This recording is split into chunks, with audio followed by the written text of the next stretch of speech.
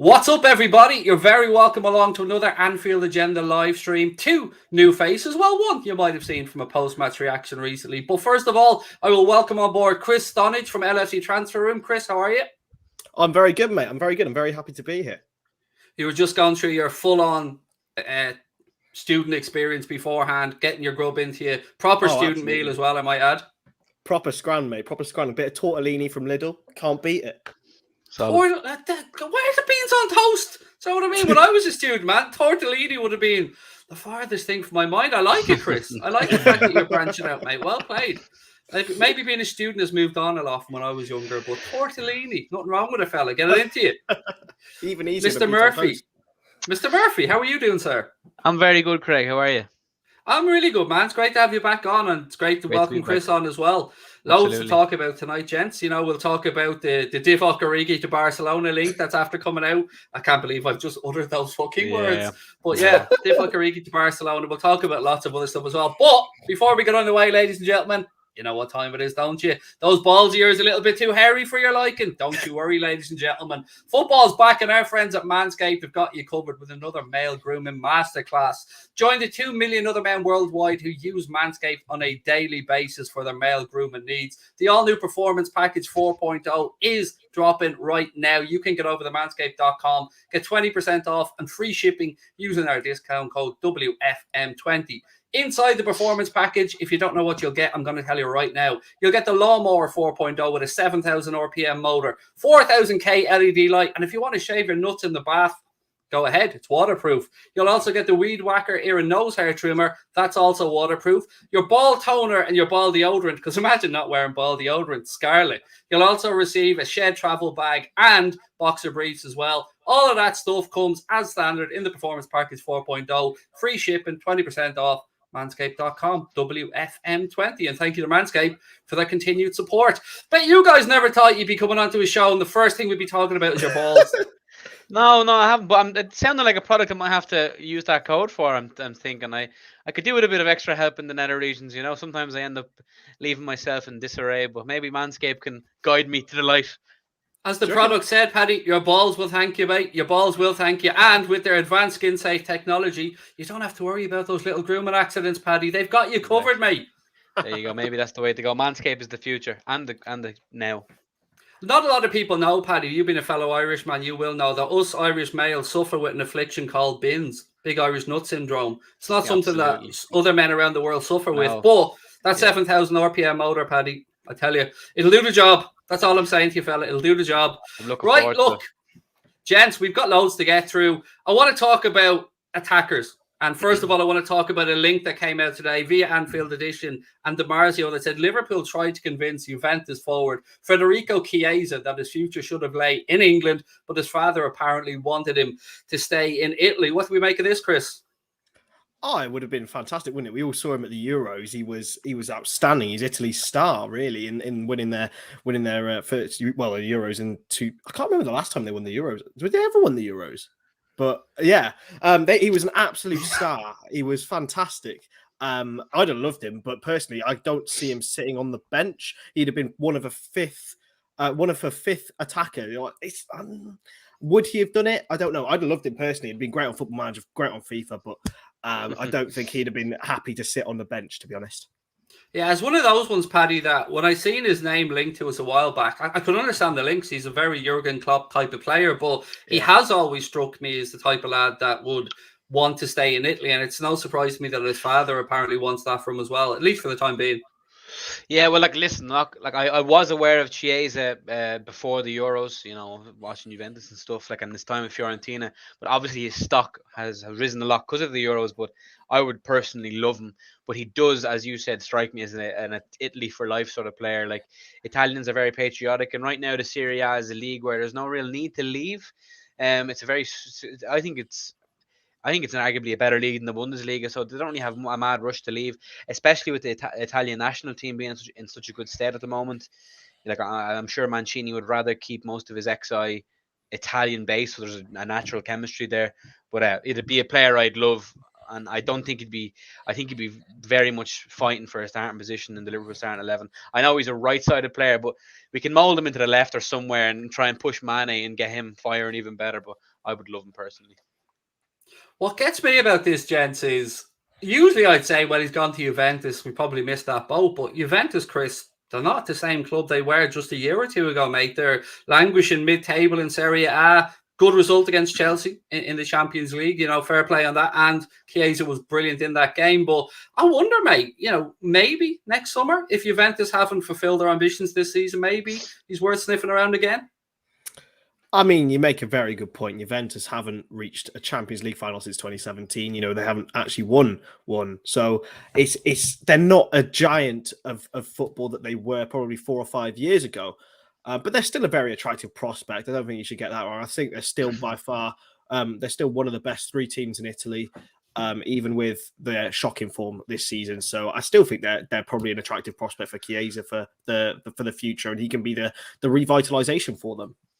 I know you have a little segment you want to talk about as well regarding another forward who's plying his trade in Italy, somebody who is refusing to sign a new contract, Dusan Vlahovic, I believe.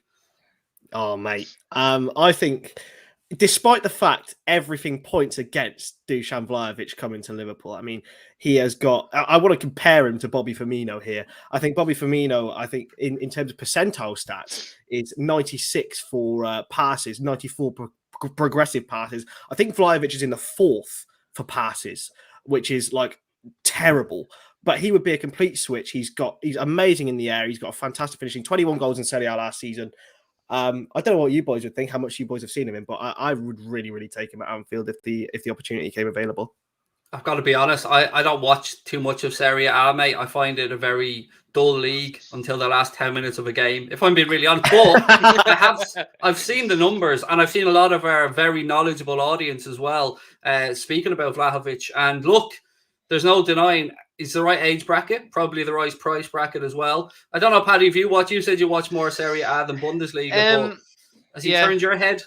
I've seen bits of Vlahovic. I've seen a lot of highlights, obviously, because there was rumors of him during the summer and stuff. He's not really a Liverpool type player. However, he's just a big, strong, typical number 9. You would say, big, bullish, good in the air sort of vibe. For the right money, and especially if he was on a free with decent wages, why not? Like I think at times we lack that sort of just killer instinct striker that just scores goals. Like we have ORIGI. Ugh, I love the man, but maybe not for much longer. We'll get on to that in a few minutes. Yeah, exactly. And then Firmino is not a striker, and Jota is not a striker, but I don't think it would hurt to have a proven clinical number 9 in the squad. And when you're struggling against a team like a Burnley or something, just put him into the box and get Trent and Robbo pinging balls to him, and boom, on the head. So I wouldn't think it'd be a bad shout at all.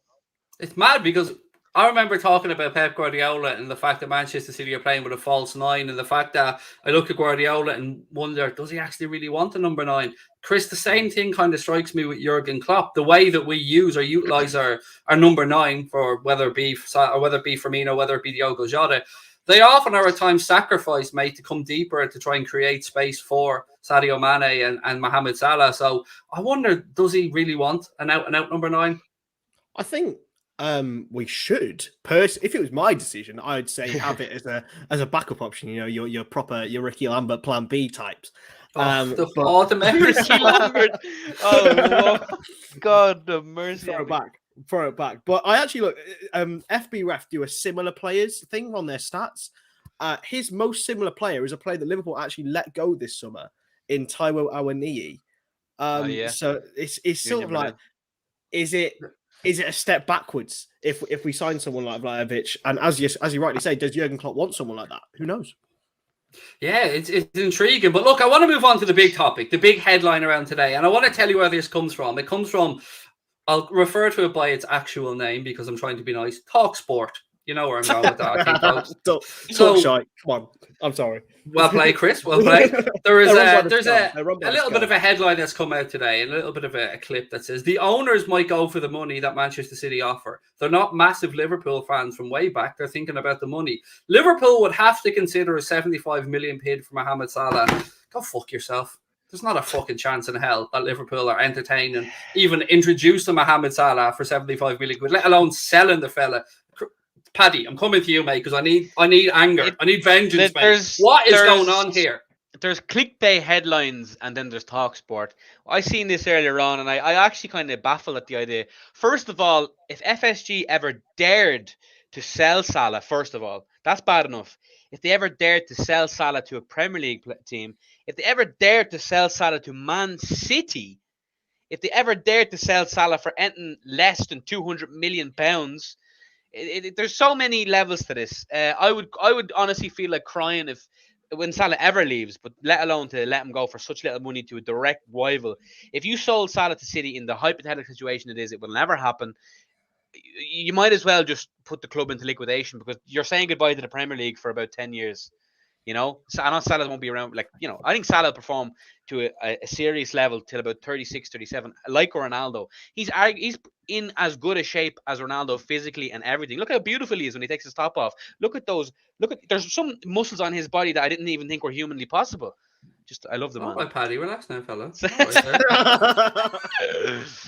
I'm only joking with you, bud. It's look, it's one of those, Chris. I don't know who came out with this nonsense. I don't know why he wasn't immediately slapped across the face when he said it. Because let's be honest, 75 million quid, even with a year left on his contract, is not buying you Mohamed Salah. We've seen Kylian Mbappe. Now, granted, Kylian Mbappe is a lot younger, but we've seen Real Madrid offering world record fees for Kylian Mbappe with 1 year left on his deal. So what part of whoever said this on Hotsport makes them believe that Liverpool would even entertain selling? The shirt sales, the merchandising, the goodwill has to be worth more than that, Chris, surely. It hurts my brain every time I look at. I almost am very tempted to block it but then it's also quite funny. Just like the lack of brain cells on show is unbelievable. But no, if you think about it, Mo Salah, if he's on say £350,000 a week for 4 years, that's around £72 million he's getting. And how you can't replace Mo Salah for £72 million? May as well keep him and give him the money because it's much more worth it. I just don't get it. It's absolute madness, Paddy. And look, whatever we think about our owners, and they've sold players before and they've funded other transfers by moving them on, they're not idiots, mate. They're not going to sell them to Manchester City of all clubs. Yeah, it's just TalkSport really are something special. Like that's not even the word. That's Jeez, I'm stuttering here because I'm so baffled at what they said. You're like me, mate. You're trying not to absolutely have your career ended by saying that they're an absolute bunch of lying cunts. Let's be honest. Yeah, exactly. But no, it's just like as Chris said there, whatever with Salah's wages, you couldn't replace Salah for you couldn't replace Salah for 150 million in today's market. Who could you buy in world football that would match or better? Or just match Salah's output. And what sort of players are you talking about? You're talking about the top Mbappe's, Haaland's, like in terms of goals. And how much would they cost? Salah is priceless. And if the owners don't slap a 4 or 5 year deal on the table, they will be ran out of Liverpool Football Club. And that is a fact. There's a lot of people who are already annoyed at what they did over the summer and the lack of funding. I, for one, I'm not FSG out in any means. They've done so much wonders for the club. They're building good things at Anfield with the stands. But if they were to not offer Mo Salah and a contract, that would be the final straw. Here's something I want to just reply to. So Sterling left you for City in his prime. Fair point. But what I would say is Liverpool Football Club were a completely different place at that. I actually understand the Raheem Sterling situation. I don't like it, but I can understand why him not liking Rodgers. And if Jurgen Klopp had come in, Chris, there's no way that Raheem Sterling would have gone to Manchester City because he would have seen that the future was very bright. So I can understand what that guy said. But right then, we probably weren't really a rival to Manchester City at the time when Raheem Sterling went because, let's be honest, we were a Europa League club, probably floundering around 6th, 7th in the Premier League. Right now, it is us and them for the last 3-4 years, mono and mono, team to team, head to head, real ding-dong battles for the Premier League. I mean, 75 million as well. That's the part that really just got to make you laugh. I think the thing with Sterling that everyone's frustrated with is the way he left rather than who he left to. The whole AD Ward situation, I remember it. I was only about 13 at the time. Sorry to scare everyone. But yeah, it was annoying. It was more than that, and the way that he was unceremonious in the way that he left. If he'd have just gone to Man City for 50 million, people wouldn't have cared because they were above us at the time. They were better than us. Yeah. So I don't think that comment has any sort of weight behind it.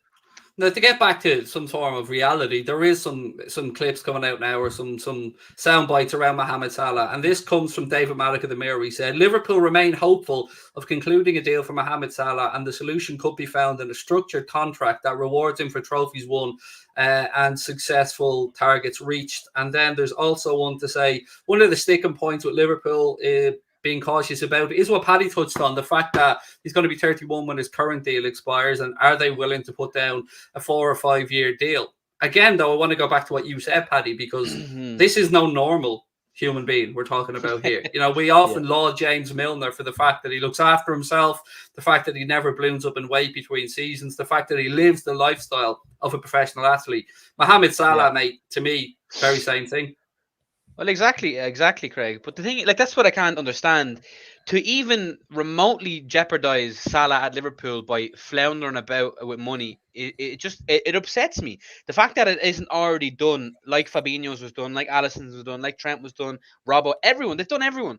Do Salah. I don't care how much Salah wants. I believe it's around between £300,000 and £380,000. In today's market, with the current, what he'd be worth in the market, he's worth that money. What he's done for the club, this structured thing about trophies won, like, if he hasn't earned that sort of level already, it's a disgrace. Like, and people say, oh, you have to be mindful of the wage structure and stuff. You do in a relative sense, in terms of not giving someone like Origi mad money or Adrian mad money. But Mohamed Salah is the creme de la creme of Liverpool, along with Van Dijk. They are the big boys, and he deserves every penny. And as you said, his physical specimen is more than anyone. Like, he swims for, I seen a quote, he swims at 2 a.m. for fun. He is so unbelievably fit. He's not going to magically just become an old codger at 34, 35 and be of no use. He'll still be putting up insane numbers, I would suggest. And I would say, Chris, much like Cristiano Ronaldo and Lionel Messi, if needs be, he could be reinvented. He could be reinvented through the centre, or he could be reinvented in a different position. For me, it's not a case of should we be willing to break the wage structure. I think we absolutely should be willing to break the wage structure. But the big question is, can the club afford it? If the club can afford it, then I don't see how there's any excuses. Yeah, exactly. As I said earlier, I think it would be financially irresponsible to let Mo Salah go. I mean, it would cost more money to replace him, and there's no guarantee you'd replace his output by just buying someone else. I mean, as I said, like, if it was around those numbers, it would cost you, I think, 80 odd million pounds to have him for 4 years. That's not bad. I mean, if you give me if you sell Mo Salah now in the market, it's valued 200 million plus. To pay 80 million to have him for 4 years would be unbelievable. Exactly. And as you're talking about somebody, Chris, as well, who we will look back on at the end of that 4 or 5 years with most likely breaking another. He's probably got over 30 records since he's come to Liverpool. He's probably going to do another few, mate, before that's even done. So, we are witnessing a very, very unique player. We've been very fortunate as Liverpool fans to be able to look back over the years at Stevie G, at Kenny Dalglish, at Emlyn Hughes, Phil Thompson, all these fantastic players. Sometimes we miss these when they're right in front of our eyes. And Paddy, I don't want this lad to go, because we all know what we have. Like, we have a superstar on our hands here. Exactly. I don't think I would swap Mohamed Salah for any single player in world football right now. I don't think you can find another player that would slot in so well to the Klopp system and our system and produce the output he has. Klopp is the pinnacle of a Klopp system. He just is perfection. And I've seen debates online. He could arguably put, well, he'll definitely be in, but by the time he leaves Liverpool, he'll be in with a shout for one of Liverpool's greatest ever players.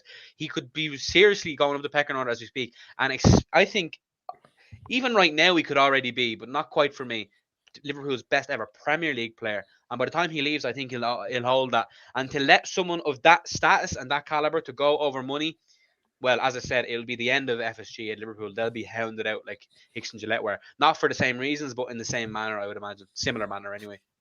Kind of widening the conversation a little bit, Chris, with regards to the front three. So we heard Mohamed Salah's wage. I don't like the word demands because I think that's very unfair. His wage, his ask, is around £380,000 a week. Now, if Liverpool can find a way of pacifying Mohamed Salah and his representative with a deal that might involve some incentives, because we do know that FSG like to give the players incentivized contracts. I've no issues with that. No, I don't know whether he would accept something like that, though, because if the team, I mean, just look at last season. I hate to put to highlight that because, you know, it wasn't great, but we did manage to get third place. But he was the only one, arguably, who was playing at the top level. And, you know, you can't have an incentivized contract for that. Maybe if he has like a golden boot clause or something like that, it'd be better. But if it's a team one, who knows? You know, maybe he saw last season and thinks, oh, maybe this could happen again. Obviously, you know, it doesn't. I hope it doesn't happen again like that. But yeah, in the head of Mo Salah, that's what I'd be thinking. I'd be thinking more individual rather than team awards.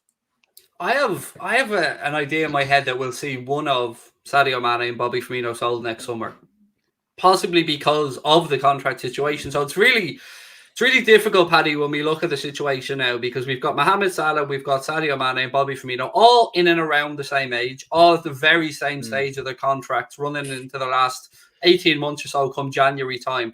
So in order for us to go out there and bring in new players and refresh the squad, we can't be naive enough to believe that some of it won't be funded by player sales. So to me, I think the clue is going to be here into who gets offered a deal after Mohamed Salah. And I'm very, very nervous about who that might be, because I've got my own ideas and I'm sure you guys have as well. But what is your thinking on that? Would you accept that as a Liverpool fan if, again, pick whichever one, Bobby or Sadio, was moved on to help fund a Jeremy Doku, a Pedro Neto, part of a Jude Bellingham, a Pedri? I don't know. Pick a name out of a hat. Well, what I'm about to say will underline how important Mo Salah is.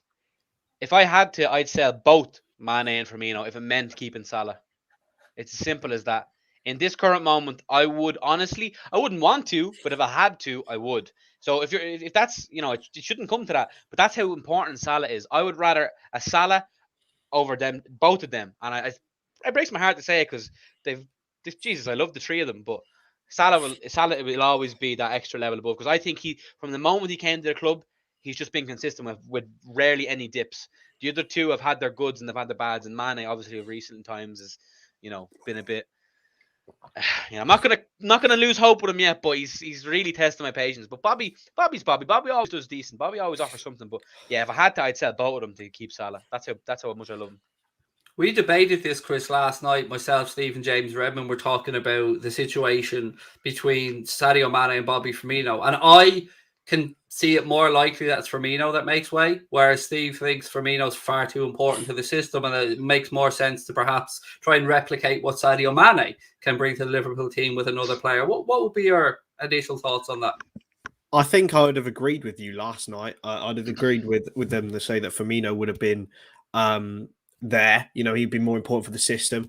But now, thinking about it, Klopp decides to go with Diogo Jota in the big games. He started Diogo Jota against Manchester City. I was convinced he was going to play Firmino, but he chose Jota. Maybe he's moved on now, and that would be my reasoning behind saying Firmino would go before Mane would.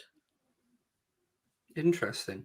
Speaking of Liverpool strikers possibly heading at the door, just before we came on, another crazy story started coming out that suggested that Barcelona, the shit show that they currently are, look like they may fancy a little bit of Divock Origi in the January market, because apparently they've got between 12 and 21 million to spend. And who would have thought, Paddy, the dream team at Barcelona, Luke de Jong, Martin Braithwaite, Divock Origi. I mean, that's up there with the Neymar and Messi's of this world, surely. The funniest thing is, Craig, I actually think Origi wouldn't do too bad for Barcelona in their current predicament. I think he definitely scored more goals than Luke de Jong, you know. I love Origi, and I think he's given the club so much, and maybe people might want Jesus Christ, what the hell? Might not want to say the word legend, but he's certainly a cult hero, whatever you'd like to say. I'd be sad to see him go, but he deserves to be playing regular football. He's good enough to be starting for a solid team. I didn't think that team would be Barcelona, but this shows how much they've declined, and I actually think he wouldn't do too bad, and I'd happily take 20 million for him if it meant putting that towards Salah's wages. You see, on this, I can, again, the latter part of what Paddy said there, I could understand taking 15, 16 million quid from him if you're looking to go and bring in Eddie Amy or somebody like that, Chris. So I don't want a situation where Liverpool move Origi on in January anywhere and we're left without an option, because we've already seen how to unfortunate circumstances, you can have to go down to your 4th, 5th, 6th. And let's not forget as well, we're going to lose 2 boys in the AFCON. We're going to lose, 2 of our forwards in the AFCON with Naby as well. So we've got to take that into consideration here when we're talking about potentially shifting on Divock Origi. Yeah, I think so. It'd be interesting actually because you've seen that Cade Gordon. It's actually his birthday today. I hate to put pressure on young lads because I think it's wrong to say that they are the next potential thing, and you're going to have to play Premier League football. But it'd be interesting to see how Klopp utilises him in the cup competition, seeing on the draws. If we had a 20 million offer on the table for Divock Origi, AFCON or no AFCON, he's gone. He's gone. Like, it's, at the end of the day, he just has to go. He's got, to quote a very famous Arsenal fan TV, he has to go, blood. And he does. So if we get that money, I don't think there should be any real consideration. He's got to go. I agree with what you said, but I also agree with what Paddy said to some extent as well. Like, I've been very critical of Divock Origi, particularly last season, but nobody can deny that the big man stood up in those moments. He stood up in the Champions League final, Barcelona, Newcastle, Everton when he scored, when Jordan Pickford couldn't reach the crossbar. God bless his little heart. Yeah, there's all of those amazing things as well that Divock has given us. So sometimes it's like, what have you done for me lately? That kind of way. And I feel guilty speaking about Divock Origi in terms that don't reflect what Paddy has said there as well. The fact that he has contributed a lot. But I also agree with what Chris has said. It is probably the right time for both parties that he does perhaps move on. But I just don't want it to be a case that we're left a body short, because we're going into the AFCON and we've got the summer or the Winter World Cup coming up the year after that as well. And it's just, it's getting frustrating, lads. I don't know. It's just getting frustrating. And how are we only at the start of another fucking international break as well? It hurts even worse when you're Irish and we can't even qualify, and we're probably going to lose to Azerbaijan, but that's another one. But no, apparently with regards to AFCON, I read something somewhere. Apparently it's only 2 games they're going to be missing. Whatever 2 league games, I think maybe an FA Cup game and something else as well. But yeah, and manageable league games as well, Paddy. Yeah. I don't know what Brentford, they are off the top of my head. I think it's Brentford Palace maybe, but it's definitely Brentford. You'd say manageable, maybe we'll probably lose that given how they played us last time. But good side, to be fair. Brentford, a good side. Who would even be the front three if they left? You'd have probably Jota down the left, Origi down the middle, and Minamino. No, Firmino down the middle, and then Jota off the left maybe, and then Minamino. That's not too bad. I don't think you'd need Origi because you have other deputies there. So I reckon, I don't think 20 million would be getting, by the way. I think you'd be lucky to get 10, given like his contract and stuff. So still take it. I think I'd take a few quid from him and put it towards the Salah fund. We also have the likes of Cade Gordon as well. Obviously, we've got the young lad from Poland coming through as well at underage level, Musialowski. We have to keep an eye on him. But yeah, look, and again, I kind of suppose it ties into the AFCON and the timing. I'm sure you guys seen the images today of Harvey Elliott as well, stepping up his rehab a little bit now. You want to tread carefully here. You don't want to rush to that back. But it is great, Chris, to see him on the exercise bike starting to do a few little bits, because when we seen that injury, I don't know what you do, but my heart was in my mouth for the young man. I wish I could say the same, but I was in the pub, so I can't even really remember. But yeah, it was heartbreaking, Harvey Elliott. I mean, he started the season so brilliantly, didn't he? Like he was so mature. He's 18 years old. Like, it's frightening how good he is and how good he could be despite that injury. But I tell you what, and he got such a great presence on social media. He knows what to say and when to say it. I think he's reassuring the fans now. Hopefully he can be back sooner rather than later. And for you, Paddy, did it bring a little bit of joy to your heart today to see the young man on the exercise bike? It really did, but it also brought me a bit of sadness, because I'm just contemplating and pondering if this really was going to be the breakout season. I have that right side was so fluid with Salah and Harvey, and it was coming into, it actually pains me, especially because there's been so much stuttering down the left, because Robertson attacking wise hasn't really been firing all cylinders, and obviously Mane's been Mane of late. So yeah, no, Harvey really, but it's hopefully he can come back with a decent portion of this season left and get his Premier League or Champions League medal if we're in that chat, because I definitely think he's a player that will aid that for the better. Another thing that I wanted to bring to your attention, lads, was the fact that Liverpool had apparently applied to have the game against Watford moved to a 5:30 p.m. kickoff and has been turned down. But I didn't realise, Chris, quite how late the Brazilian boys could be coming back from international duty. We could be talking the day before here, which is ridiculous. Do you remember? I think it might have been 2013, and Suarez came back. I think a day before a Merseyside derby, and he came out and scored a free kick. But that just explains how Luis Suarez a pointless point anyway. But yeah, it's a bit of a shame, isn't it? And I don't know how much of a difference those few hours would make.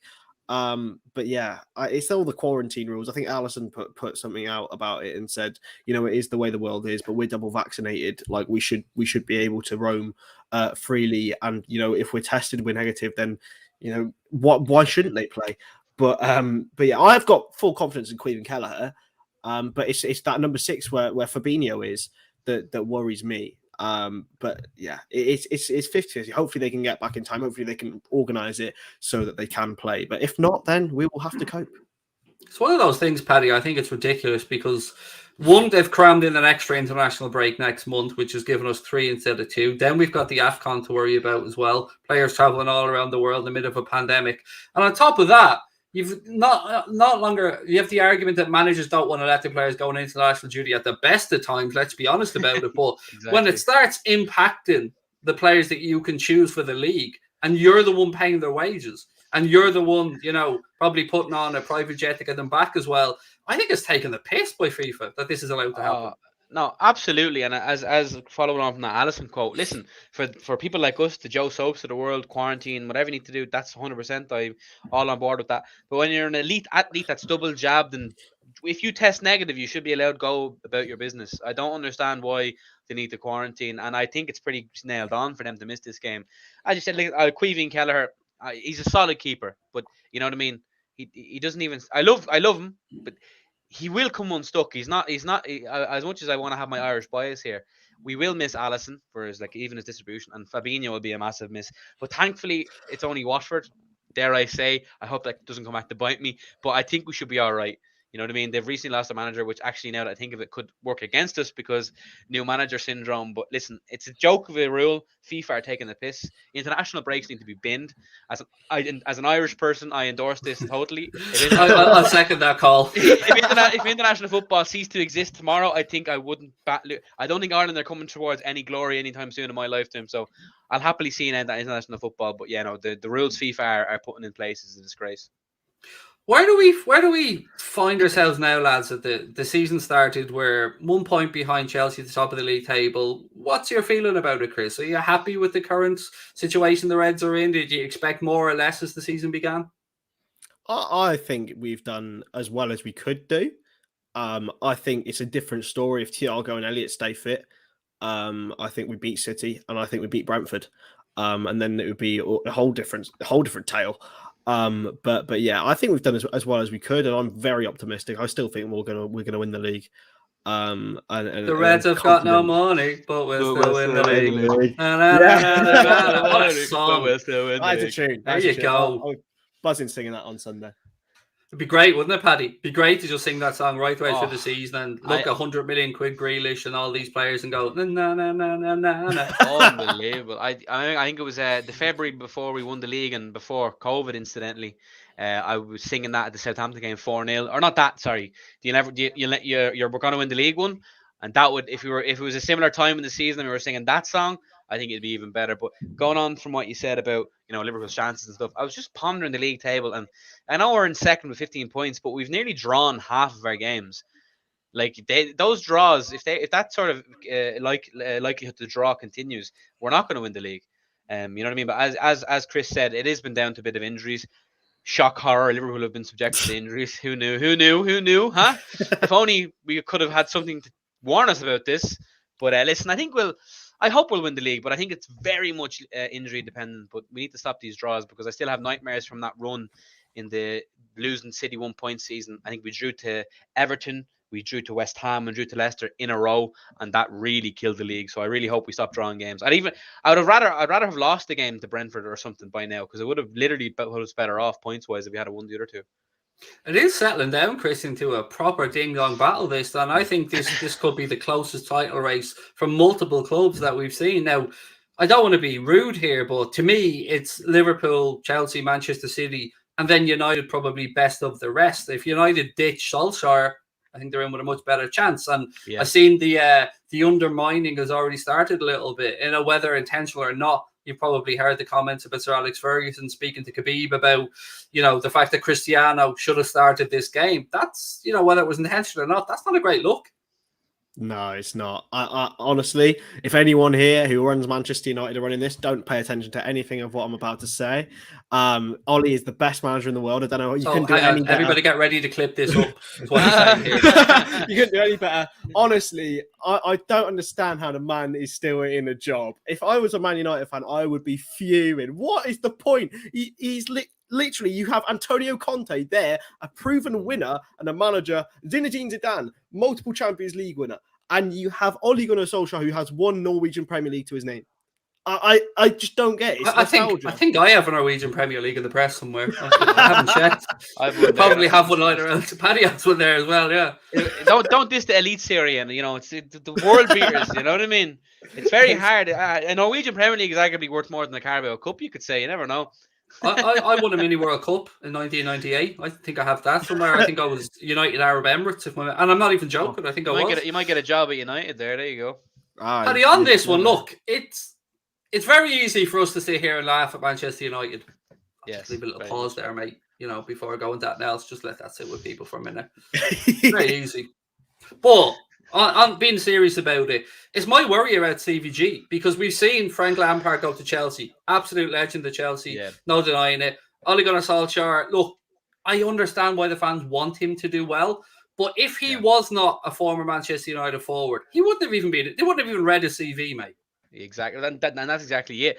There's no room in football for sentimentality, I'm afraid. And I often get asked the question in different live streams, different things. Oh, who do you want to be the manager after Klopp? And like in an ideal world, of course, Stevie G. But only if he's proven he's well able for it. Like you know, if Klopp was to go tomorrow, I wouldn't want Gerrard. I don't think one league title in Scotland is enough to justify getting the Liverpool job. But if he can go and win a couple in Scotland now until Klopp leaves, then maybe so. But imagine how depressing it would be if Gerrard came in and was an absolutely god-awful manager for us. Because no matter whether you'd like to bid or not, it would tarnish somewhat his playing career, and it would. You would, in the back of your head, from then on, you'd be looking at Gerrard, and you wouldn't just be happy memories. The negatives would cloud the memory. So hiring an ex-player is definitely dodgy. But I think Gerrard is a lot better than Ollie is or ever will be. So maybe we could be okay. It's a tough one though, Chris, isn't it? Because following on from whether it be Arsene Wenger at Arsenal, Sir Alex Ferguson at Manchester United, or a modern day legend in Jurgen Klopp at Liverpool, it's going to be a big task for anybody, mate, to come in and make that squad their own. And if it's Steven Gerrard, a former player of ours, you can imagine the scrutiny that he'll be under. Now, I believe he'll cope with that scrutiny, but there's not much winning in this, mate. Unless he goes and wins everything. It's so worrying, man. It's so worrying. I grew up idolizing Stevie G. For him to come in and manage Liverpool would be great if it was successful. But God, I don't want his reputation tarnished in any way. Yeah, no, I don't think. You know, I personally, you look at someone of a certain before generation like Graham Souness, for example. He was a world-class player for Liverpool, and then his sort of reputation as a player has been tarnished by a shocking spell as manager. Like, yeah, he did win one League Cup, but he completely changed the squad too quickly. I think what lessons we have to learn from Souness taking over from Dalglish is that you can't change everything too quickly. It has to be methodical. David Moyes did exactly the same at Man United. Didn't keep Mike Phelan, didn't keep any of the staff. He brought in everyone from Everton. You have to have a gradual change period. Yes, there'll be transitions, but I'm not as worried because I don't think Jurgen Klopp will allow a total change immediately. I think Gerrard respects Klopp too much for that. Yeah. Is there anything to be said for a bit of a boot room mentality here, Paddy, and not overlooking Pep Linders? I was just reading that comment there. I think it was from Gerrard FC. I thought about that before, but I think it would make sense. Maybe for maybe you say you get rid of Klopp, right, and then you give maybe Pep Linders a go for a season.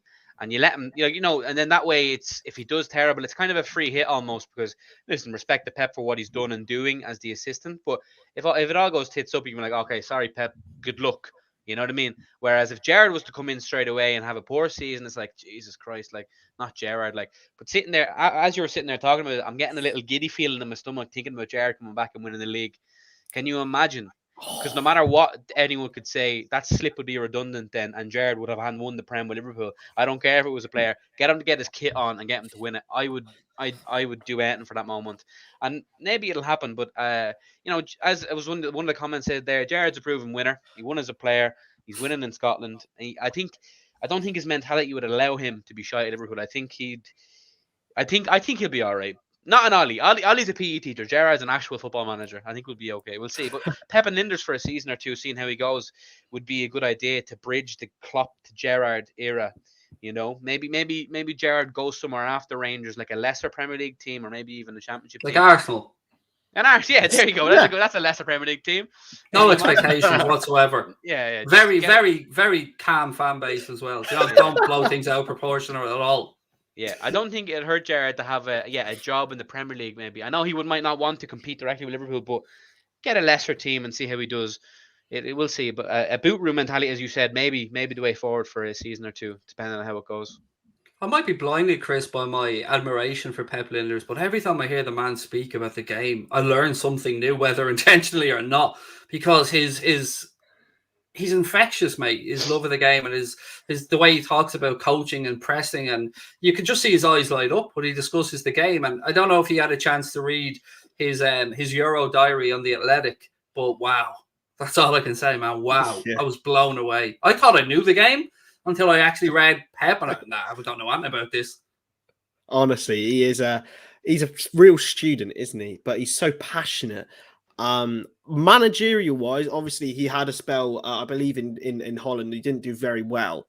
Obviously now he's at Liverpool. He can learn from Jurgen. I think Jurgen learns a lot from him. Some managers and some coaches are set for certain roles. I'm not sure Pep Linders maybe is as good. He seems like a good man manager, but I don't know whether he is as good as a man manager as Klopp. I'm not sure Klopp is as good a tactician as Pep Linders. So I think they all work together as a good unit and a good staff unit. And I think that's what Gerrard or whoever does has to inherit and tweak rather than completely change. Yeah, I think, as he said, Paddy, as Chris said, I think maybe trying to minimise the risk on Steven Gerrard if he comes in. So maybe if he did come in and Pep Linders stayed, he brought Gary Mack back with him. Again, former player of the club, and maybe the likes of Robbie Fowler, who's working as a coach, maybe bring Fowler in to help out with the strikers or something like that. I love the idea of football players returning to the clubs. I love what Van der Sar is doing at Ajax, and the Dutch are very good about that. But sometimes we're blinded by loyalties. But I don't think that would be the case in 2024 with Steven Gerrard. And look, it's all lining up, isn't it? Klopp's contract's up, Gerrard's contract's up. It will be rather easy to get done. Yeah, I think it's a nice idea there, what you said about maybe in keeping some of the lads on from Klopp's tenure. But I think they themselves will want to break too. And then inevitably when Klopp manages again, he'll want to go with Klopp. So I think it's a nice idea, but I just don't think it's practical. Maybe Pep would finally decide I wants to be a full manager. I know that's not what you were saying strictly, but it'd be nice to maybe mix about some of Klopp's lads and get Gerrard in. But Gerrard in 2024. I hope it's not that soon. I hope Klopp miraculously signs a new 27-year deal. But take a punt on Gerrard. Why not? He's a club legend, and it'll make us feel happy for a while, no matter how bad it went. If it did go bad. One thing's for certain, John Achterberg would find a fucking way of getting a job anyway. That's for certain. He's survived more managerial changes than I care to remember. And Jurgen Klopp sings his praises. He said he's an absolute goalkeeping lunatic with regards to how much stuff he looks into and watches. And look, I love the way, I don't know if you guys know the story around how we got Caoimhín Kelleher, but we basically pinched them from underneath the noses of Villa, I think it was at the time. And for a fella, Paddy, who was, playing as a striker, Ringmahan Rangers, I think, up until the age of 15, boy's done pretty good. It's great to see. It's great to finally have another Irish face in the squad. We had a couple of years there and we have obviously Conor Bradley as well, who's from the north. It's great to have a Cork man in the team. It's a shame he probably will never be the number one, but he is a fantastic keeper, and it's just a shame for him. At club level, he's being kept out by Alisson, and at international level, we have big Gavin Bazunu. He can't catch a break, the poor lad, because he's definitely good enough to start for Ireland. But I do think Owl Gav is that slight bit more ahead of him in his thing. But it's great to have an Irishman in the squad. I hope we could maybe a couple of world-class Irish players come through and then play for Liverpool again. I was just looking at Chris's top in the background, that away kit from Robbie Keane's first season. Beautiful. Remember that volley against Arsenal? I remember Oh, I bought that. I bought that as a kid, buzzing. Finally, an Irish player, and then Rafa shafted him. But anyway, that's a bit of a sidetrack. But He shafted all of us as well, because not only did we have a misfire in Robbie Keane, who we all wanted to do well, and God bless Robbie, he supported us ever since he was a club, along with Inter Milan and Wolves and Celtic and every other club that he supported. But I just can't think of that period without remembering the fact that we were sacrificing Xavi Alonso to bring in Gareth Barry, and we still didn't even get Gareth Barry. Christ. But yet we destabilised Xavi Alonso. It was one of the darkest periods as being a Liverpool fan. But Chris, I wanted to have a chat with Ibrahima Konate for a couple of minutes, because a lot of people in our chats have been asking why Konate not playing, why isn't Jurgen Klopp picking him. I think it's not unusual for Jurgen Klopp to give somebody who comes to the club time to settle in on and off the pitch, and usually when he drops them in, Chris, he gets the timing right. Oh, absolutely. Klopp knows what he's doing with new signings, doesn't he? It takes a while to bed into his system. We saw it with Andy Robertson. Alberto Moreno was playing ahead of him. Can we fathom this, please? We've got Fabinho was another one. He's now probably widely known as the best defensive midfielder in the world, but he couldn't get in that team ahead of Jordan Henderson and James Milner. There's others as well, and they Costas as well. Costas. I remember having a debate about would Trent ever be able to dislodge Klein. I remember having that debate with people at the time, and it was a valid conversation, because Klein was all right, But look at it now; it looks ridiculous. Never got a goodbye either, Klein. That was poor from the club. I thought he never got a proper goodbye, just release message. I thought that was a bit. Klein was a great player, just blighted by injuries. He was a solid right back, and he got. But thankfully Trent's come along now, and we don't have to look. Our right back position secured for about 10 odd years. When we signed him, Chris, when we signed Ibrahima Konate, and we were looking at where we've been linked to Upamecano as well at the same time, I've got to be honest, I think we got the better of the two. Oh God, yeah. I don't know if you boys have seen Bayern Munich this season. He hasn't impressed me at all. He didn't impress me with Leipzig when we played them last year either. I think Konate's got so much more maturity about it. Maybe Upamecano's a little bit more raw. He's maybe a tiny bit quicker, which is crazy considering Konate is absolutely rapid. But I think Konate's got such a mature head on his shoulders for a 22-year-old kid, and he's got such a great future ahead of him. Him, Gomez, Van Dijk. I mean, I think he is the long-term Van Dijk replacement. I think he has a very, very similar style, but he's just quicker, which means he could even be better. Yeah, it's difficult, Paddy, isn't it? Because Joe Matip has started the season really well. If anything, I think he's helping ease Big Verge back in, so it would be a kick in the nuts for him to be replaced right now. But again, maybe it's perfect timing, because it's given Konate time to get up to speed, to get used to the city, the culture, the leagues, the club, and everything else that goes along with moving to a new league.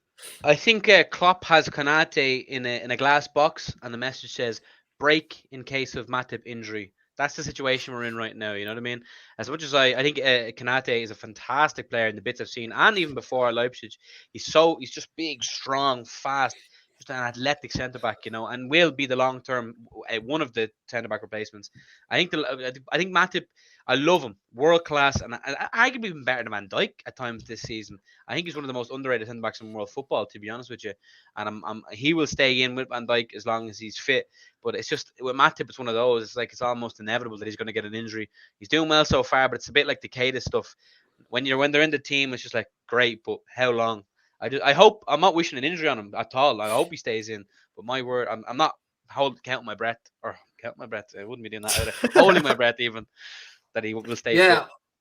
With the right back situation, look, this has been done to death, of course. People are asking, should Gomez be there? Should it be Milner there? Should somebody else play in there? But Chris, I know you're somebody who will know all about Conor Bradley. You will know what the club believe this kid's capable of. And again, I always talk about a really good piece written by Caoimhe O'Neill in The Athletic about his time developing in Northern Ireland. He was always playing ahead of his age group.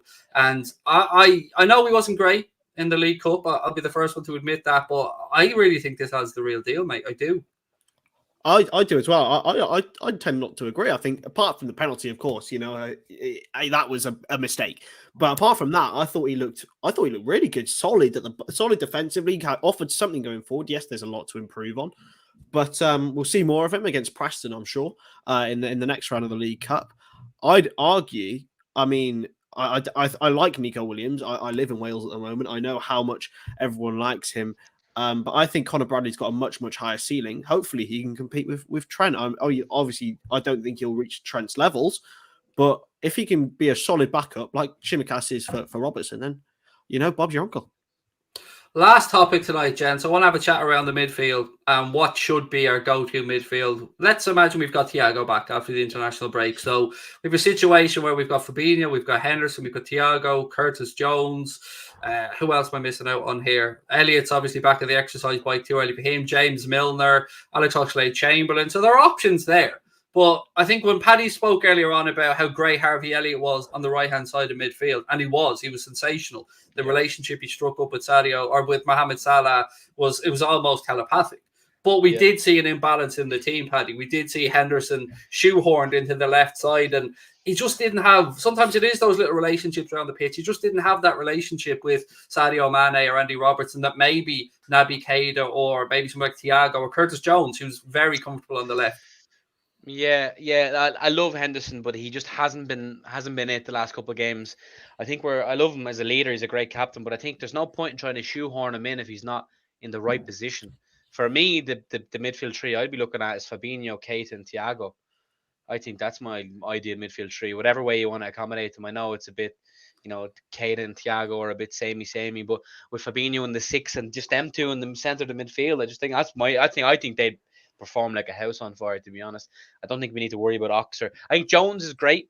It's a bit soon for him to be starting as a main starter. I think a good way to weed him in, but Jones on the bench is what I'd be having. But and Henderson, I'd have Henderson in his preferred role, of course. But if Henderson's going to be playing that makeshift role he's been playing of late, I don't want him there because he looked very poor against City, to be honest. On Thiago, Chris, and I suppose Naby Keita, where do we stand on their careers at Liverpool so far? Because look, Thiago hasn't been here as long, obviously, but we've seen glimpses from both of what they're capable of. But my God, wouldn't it be great to get a run at 15, 20 games where we get to see that on a consistent basis? I think Thiago is a different case. I think last season he had a really tough start. And so he had a really, really tough start. Obviously got COVID, then had that horrible injury from Richarlison.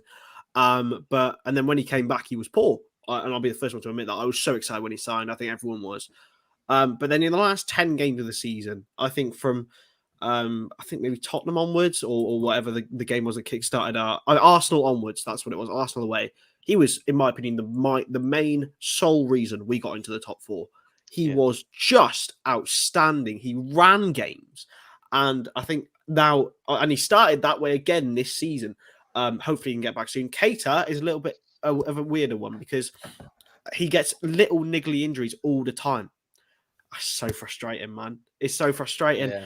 It's like, it's not unlucky. It's just little injuries that, man, it's just like, please have a run in the team. But it was only a little one. It's only a little one this time. So hopefully he'll be back after the international break. He was on the bench the other day, I believe. So, yeah. Yeah, he was. It was it was a surprise to see Nico as well, the Champions League group on the bench. I thought he was still injured. But Paddy, for you, man, where do you sit with regards to Thiago Alcantara and obviously Naby Keita? At what point? And I suppose we can chuck Alex Oxlade-Chamberlain into this conversation as well. Another one that's had a bit of a stop-start Liverpool career. I think, continuing on from what Chris was saying, our best player in that back end of the season and absolutely imperative in that top 4 finish. I think Thiago is probably the best midfielder in the squad alongside Fabinho. He was revered as the best midfielder in the world before he signed for us. And obviously then once he signs, everyone's talking nonsense. But I think Thiago is just phenomenal and he has the ability that not a lot in our squad does have to find that killer pass between the lines and just play an inch perfect ball. I mean, Henderson's quality as well, but just Thiago just does it so much more eloquently or something. I don't know. Thiago is on form when we're all fit. He should be starting every single game for Liverpool Football Club. I just wish his injuries would feck off, in all honesty. I'm sick of his injuries. And same with Naby. Like, Naby just seems to be that samba rhythm he brings, isn't it? It's just kind of like he's dancing around the football pitch and everything looks so easy, even the little balls around the corner. Yeah, you're spot on. It's I think it just gives everybody a lift. It gives like we see the big cameo, I suppose, was the first season he was in against Chelsea. I think that's the one everybody sticks in their mind. They went down to town. We brought him on a half time and he just bitch slapped Chelsea single-handedly. Incredible. I think, I think honestly we would have won that league last year if it wasn't for that Van Dijk injury. I really, really, really do. I think we were just unlucky. But the fact that we got third in the end after what happened is a miracle. But Thiago is just an absolutely sublime footballer, and he's not old. We still have a couple of years out of him that if we can get him bloody fit. I don't know what he does be doing or what his legs are made of, but please just last for a season at least and give us a Champions League or give us a Premier League because that's what he deserves, and that's what a player of his caliber can deliver. So, we hope. Is Jurgen Klopp too loyal at times, Chris? Too loyal to Alex Oxlade-Chamberlain, too loyal to Naby Keita, too loyal. I don't want to say Thiago yet because he's only in, a while, but to the other players, it's a good thing in some ways. Managers will always have their favourites. Managers will always have people that they know they can trust and rely upon. But in which case, at what point do we say that that's been blinded?